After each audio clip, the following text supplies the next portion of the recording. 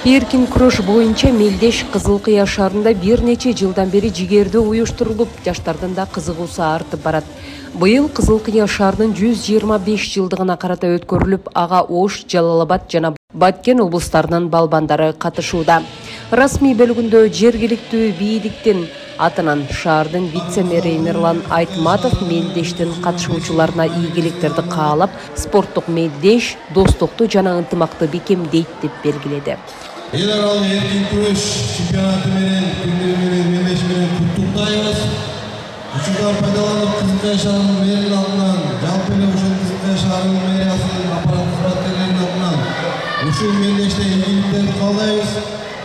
Урматтуу биздин спортчулар, өзүңүздөргө белгилүү болгондой, мына кече жакын эле Азия оюндары жыйынтыкталып, андагы биздин ушул балбандарыбыз бир топ эле ийгиликтерге жетишти деп айтсак жаңылышпайбыз. Биз дагы каалайт элек, ушул биздин чөлкөдөн чыккан биздин мына спортчуларыбыз эртеңки биздин келечегибиз спортто болот.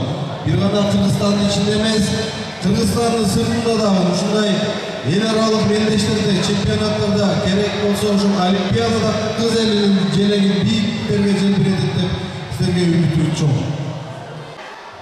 10-нан 11 октябрга чейин улануучу эл аралык Мелдеш шаардагы Газпром спорт комплексинде өтүүдө. Быйыл департаменттин жана жергиликтүү бийликтин колдоосу менен уюштурулууда. Жалпысынан 10 команда катышып жатат. Кызылкыя шаарынан болсо балдар өспүрүмдөр спорт мектебинин балбандары көч сынашууда. Ушу шаарыбыздын 125 жылдык маракесине карата эркин күрөшү боюнча өспүрүм балдар арасында эл аралык мелдеш башталды. Бул мелдеш жыл сайын өтүп жүргөн.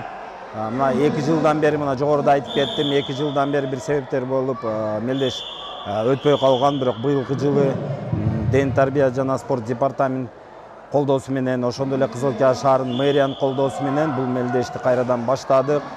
Келечекте буйруса мындан да чоң даражада өткөзөбүз деген максаттарыбыз бар. Бул Кызылкыя шаарына эркин күрөштөн эл аралык мелдеш өтүп жатат. Ал жерге башкы калыс болуп дайындалган. Өзүм эл аралык даражада калысмын. Буйруса мелдештин деңгээли өтө жакшы деңгээлде өтүп жатат. Өтө көп командалар келди. Ар бир областтын бурчунан келишти.